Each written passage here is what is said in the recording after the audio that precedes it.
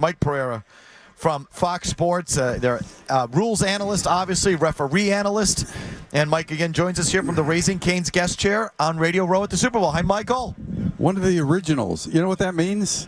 The oldest. Yeah, I was going to say that. I am the oldest. It was very nice of you being polite like that. Yeah, but it's true. You started the whole thing with those looks on NFL Network, right? And every time I see like the Sterators and the Blandinos and all the you say you're welcome. Just how about 10%? I was just going to say Forget the welcome stuff. I don't care about welcome. 10%, a measly 10%. And then I'll quit. Talk them down to 5% each. Yeah, I like it. My new agent. I got a new agent. I'm just telling you, though, Mike, we've spent so much time on this because the Chiefs being here, especially in New England, because the Pats fans are so protective of the Patriots' legacy.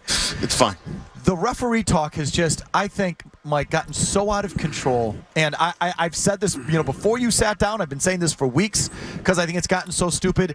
I honestly believe that the officiating's never been better. There is no way 20 years ago, if you think 20 years ago the refs could be making the calls these guys are being asked to make right now, with these guys running 1,000,000 miles an hour and the points of emphasis coming down from the league every year and the restrictions put on defensive players and what exactly is pass interference. You can contact the guy, but you can't restrict the guy. Well, how can you tell running 4,000,000 miles an hour the guys get bigger and faster, the spotlight's greater, and there's no doubt in my mind the officiating's never been better and people have never been more agitated.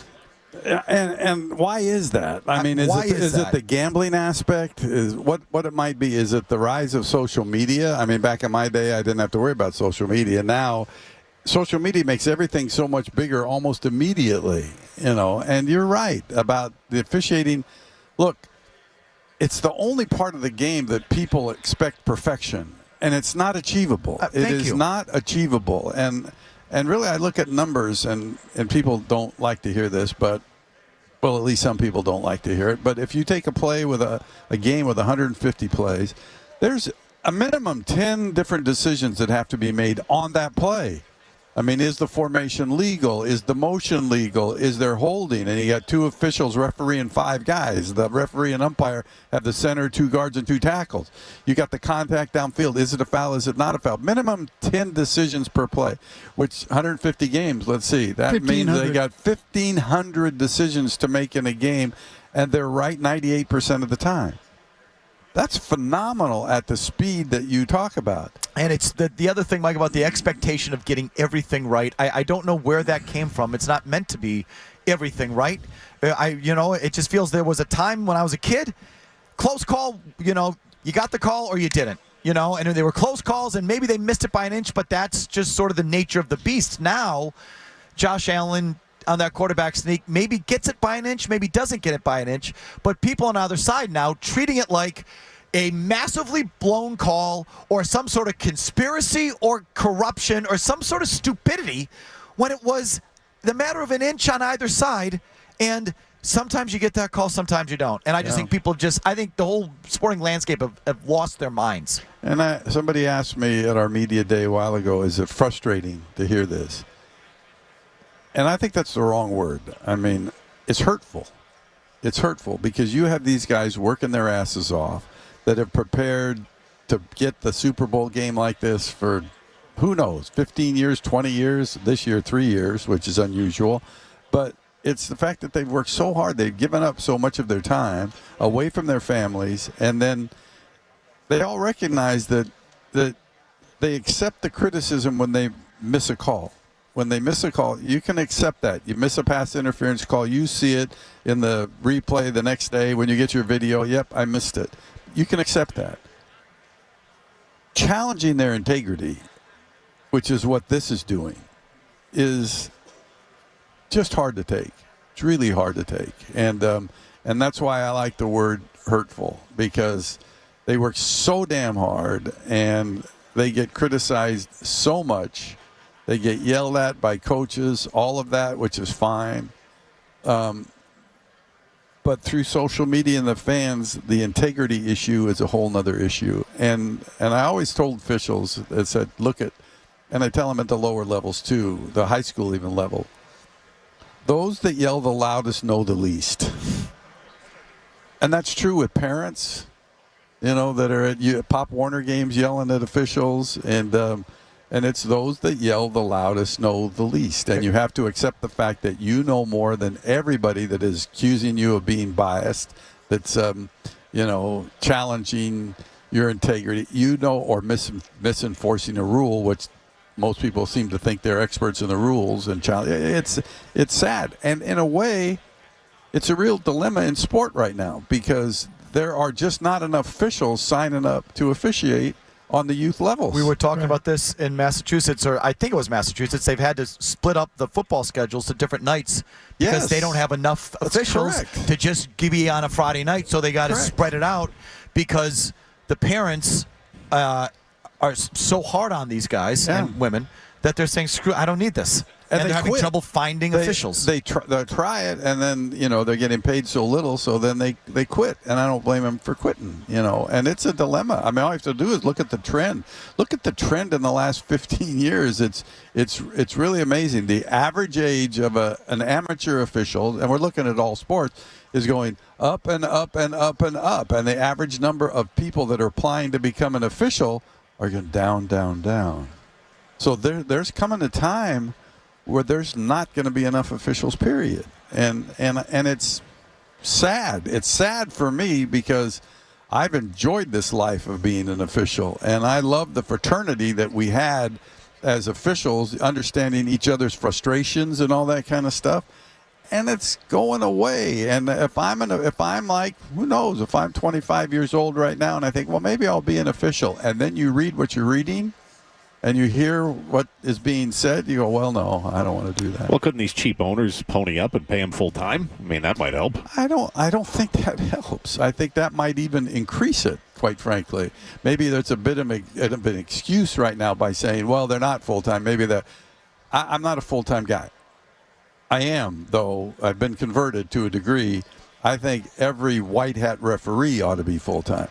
But the concept of full time. Why are you against that? Is not having that guy go home, and being at home during the week, and he's considered full-time, and he's looking at video at home. Full-time to me is officiating institute, and somewhere in the middle of the country, all the referees go together. Every week they analyze everything together. They look at all the plays, not separately from their homes, not getting a message coming from one supervisor, from another one with a different message from another supervisor. Everything. They're involved in everything. And they take a solid message out to each one of their crews. And that, to me, in this league, my time too, we have a tendency, why do I say we? I'm not in this league anymore. But they have a tendency to try to fix things with Band-Aids. And Band-Aids come off. And they don't really solve issues. And to me, they have to take, I wrote before I left, The Future of Officiating. So that was 2010 when I wrote my view of the officiating, the future of officiating, and it was full-time referees, and it was an institute. It was having them going off-season all the time to the clubs. Each referee would be assigned to one or two teams, breaking down the barriers between coaching and officiating, involved in going to the competition committee meetings, all this stuff. I think that's kind of the next step in at least my feelings about full-time, but most ideas that I had never went through. So. It's Mike Pereira, rules analyst, referee analyst at Fox Sports. You know him well. So let's talk about some of the specifics. And of course, as I say, I think it's never been better. I don't think it's perfect and that it can't be improved. I mean, obviously, there's missed calls and there's obvious problems with the game. And I think one of the bigger ones, Mike, is all these quarterbacks running now and all these quarterbacks being so athletic, and yet they still have all those protections. And it's a real tricky spot. The league is still emphasizing to the guys on the field, protect the quarterbacks, yet they're running their faces off. Mahomes baiting contact, baiting calls, like that whole bucket of stuff. What do they got to do about that? I don't know, because it's not just quarterbacks, it's any runner. I mean, I think they've got to deal with the late slide with a defender that's committed already, and that's kind of in the book now, but the benefit of the doubt always goes to the runner. I mean, he's the one they're going to protect. I think what Roger said, Goodell said about expanding the replay assist to letting them do more. A lot of the controversy came on face mask penalties that weren't called, and I feel this way based on what Roger said. I'm okay, but the rhetoric that I get from them is they're going to expand replay assist to be able to pick up calls that are made if they're not fouls. And so how about create fouls that weren't called on the field? That's the problem. I would never want that. If you don't give the ability of replay assist, and I would love to call him a sky judge, but the league would just say, because I was an advocate of the sky judge. But if you don't give the ability for him to make a call when it's clear and obvious, I mean, some of our biggest, until the hits on Mahomes toward the end here, some of the biggest ones were the missed face mask. Well, giving the replay assist person the ability to pick up a flag doesn't help that. So he's got to be able to throw the flag. He's got to be able to call it, I think, if that's the case. Now, player safety issues. Do it to the player safety issues. And it could be the reverse. The hit to the head of the quarterback that isn't called. Then he should be able to me, he should be able to do what we do. And I know it's not the greatest sample size, but in the UFL, I mean, we sit there, Blandino and myself, as the replay czars. We can do anything player safety-wise. I mean, we can call roughing the passer if they don't call it. We can take it off. We can call it. We can do the same with face masks. We can do that. And I think it could be done on the league level, too, on the NFL level. The only thing is I wish that they could think about the sky judge person, so make it an official. Not a replay official, an actual official. Put him in a damn black pants with a white stripe and put him in a striped shirt, put him in a booth, give him the replay equipment, and if he can correct something in 20 seconds to say to the play clock down to a 20, let him do it. Should they take away the ability of the quarterback to slide? No, I don't think so. I think that they should take away his ability to slide late. Okay. I mean, you have enough video to show where he slides plenty early enough to where nobody's going to hit him. But when he's trying to get to that line to gain or he's trying to get to the goal line, then I think you got to lose the protection of the slide. You still have to figure out a way to stay off the head or neck area, but I think it's a dilemma. And look, we know that they're going to do everything they can to protect the quarterback. That's it. And you even heard your guy, Brady, has said since he left the field, he would say the game has gotten too soft on the quarterbacks. And I said one day to him, all these damn rules we put in because of you. Thank you. Absolutely. And now you're complaining that the game is too soft, but you're going to protect the quarterbacks. They want the skill players in the game, So how about the spot of the ball? Do you think they got the Josh Allen quarterback sneak right? What happened to the chips in the ball? I thought we had chips in the ball by this point. But that doesn't solve the entire issue. That's the problem. Because forward progress, things like that. Well, not forward progress, because you can figure out, and maybe with the Josh Allen type play, it's a little simpler. Forward progress is one thing, but the other thing is the push. When does the elbow hit the ground? When does the knee hit the ground? Because that's where the ball's going to be. So do you put chips in players' elbows and knees? Right. I mean, if we put a chip in the UFL, we put a chip in the kicking balls. And the kickers went nuts. The first field goal the guy missed. The ball's different with the chip in it. It's harder on one side, field is, and the weight's different. It spins different. I can only imagine if we put it in a regular ball and the quarterbacks are throw an interception. It's the damn chip. It wasn't me. It was the chip. So I don't know the solution to that, other than the fact of just admission that you're not going to get it. You're not going to get perfection. You're not going to get it. And maybe you just say, and one of the players said it, I think, in the Buffalo situation. Gain a yard, not a half yard. Right. So, there's my big thing is there's a difference between a blown call and a close call that doesn't go your way. A blown call is Don Deckinger at first base in the World Series in 1985. Right. Blown call. The Josh Allen thing is just that's not a blown call. That's maybe missed it by an inch, but you still don't know. It's like, and I think fans have warped that whole thing. Where if you don't get that call by the inch, it's a blown call and the refs are corrupt. You know what I think is we've lost the perception, or we've lost the train of thought, at least, that that officiating is difficult. Everybody thinks it's easy. And we've gotten so involved in technology that we can slow everything down so slow. We shoot from above, so you're not looking through players. That's the problem. It's so damn hard. It's so hard to officiate this game. And I think people have lost that. I think they think that it's easy to get everything right. And I mean, when we started with replay, we admitted that it wasn't going to solve everything. That's back in '99. We said we were going to stay with the facts. We said we were going to stay with the grounds, the lines, the planes. That's it. We weren't going to get involved in judgment calls. Now we're in judgment calls. My God, replay to me killed what's a catch and what's not a catch, because now it's like replay trying to judge whether or not the guy had the ball long enough after getting 2 feet, control 2 feet down. Football and replay's looking at it at the super slow motion. And so they're making these judgment type calls, which I hated to see it get in. But, George Young, I'm sure you remember the name George Young for the Giants. Mm-hmm. George, who I thought was brilliant and was a purist in the game. But when we brought replay back in 1999, he had this manila folder and the little tab. You expected him to write instant replay because he was the head of football operations. Oh, no. He didn't write instant replay. On the outside of it, he wrote in big letters, "The monster grows." This was 1999. He's right. It has grown into something I think that does have some negative connotations. Let me just give you my overall philosophy on instant replay. It hasn't worked. And what I mean by that is it gets more calls right, it corrects more calls. But to work, it would mean, in other words, Mike, is there any less controversy about missed calls in games? No, there's never been more.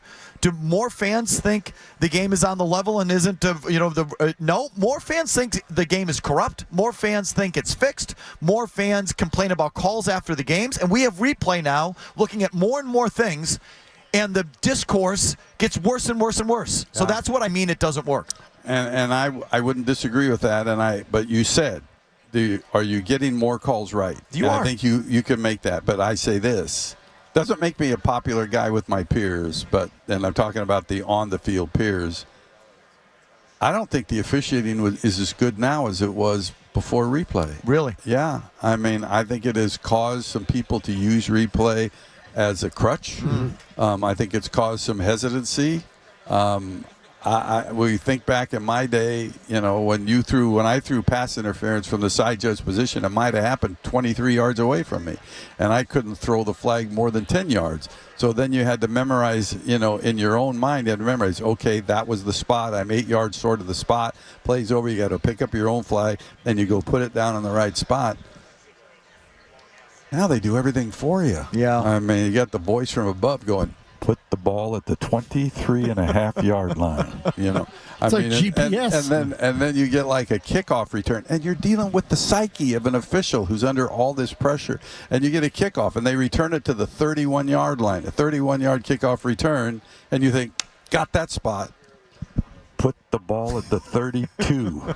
I mean, it's like, come on, can you let them officiate the game themselves a little bit? But you screw around with their psyche. They lose a bit of confidence in themselves, especially the newer ones lose confidence in themselves. But Mike, I've gone late because I could talk about this stuff all day, but I've gone late. We got to go. Always great to be with you guys.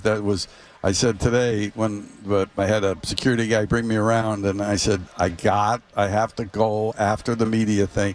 They said, what for? You've already done 2.5 hours. I said, because it'll kill me if I don't show. Mike, thanks so much for coming on. I really appreciate it. No, it's my pleasure. Thanks again. My okay, favorite Mike. guest. Thank you, Mike. And we'll be watching on Sunday, of course. You got it. Well, okay. This is the first Super Bowl I've been in that I hope you don't hear me. Right. I hope you don't see me. I know. Because if that's the case, then there probably won't be any controversy when it's all We know over. that's not going to be the case. Something's coming. If you like that clip, check out more videos from Felger and Mazz here. For more Patriots analysis and opinion, hit this playlist. And for all the latest from the Sports Hub, download the app at 985thesportshub.com.